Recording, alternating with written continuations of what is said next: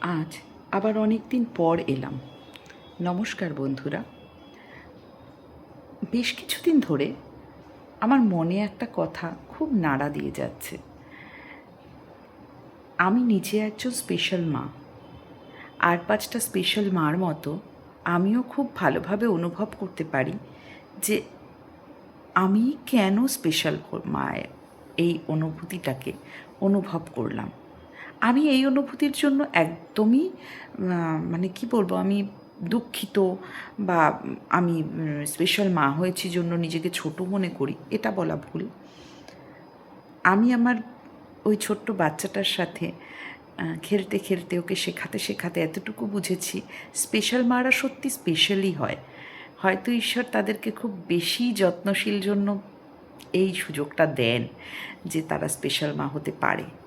কিন্তু সায়েন্টিফিক্যালি ভাবতে গেলে বা সত্যিকারের কারণ খুঁজতে গেলে আজ অবধি ডাক্তাররা বলে এরকম কোনো সঠিক কারণ নাকি জানা যায়নি যে কেন এই পরিস্থিতি এই বাচ্চাগুলোর সাথে ঘটে।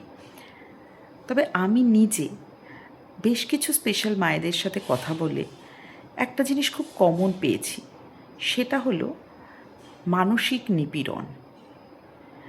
শারীরিক বা মানসিক নিপীড়ন দুটোই। শারীরিক নিপীড়নটাও একটা মানসিকই নিপীড়ন বলতে পারেন, কারণ শারীরিক নিপীড়ন নিজের শরীরকে যতটা না আহত করে মনকে অনেক বেশি আহত করে, আর মানসিক নিপীড়ন তো মনকে আহত করে।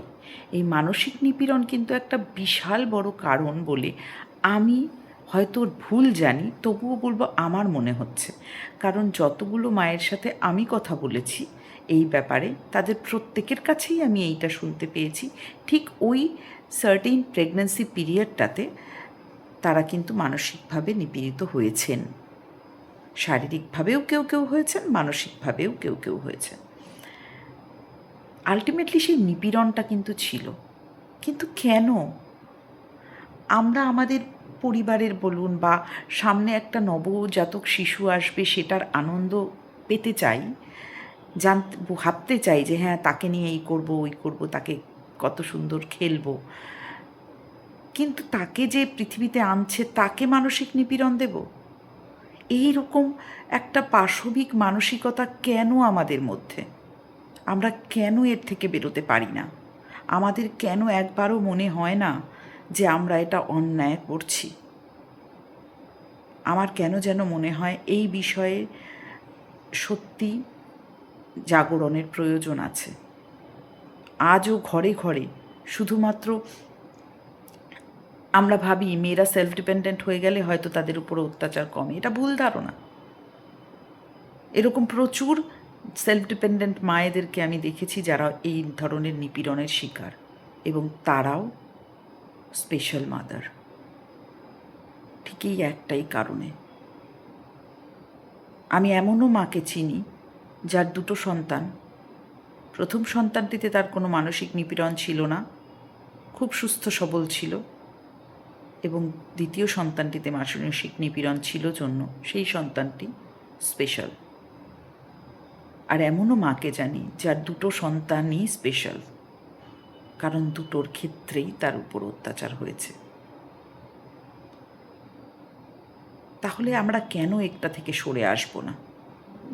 আমরা কি পারি না নিজেদেরকে মানুষ হিসাবে দাঁড় করাতে?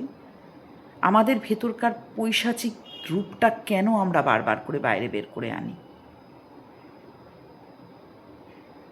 আমার এই প্রশ্নগুলো সত্যিই সকলের কাছে। শুধু এটা পুরুষরা করে না, অনেক মহিলার উপর মহিলাও করে।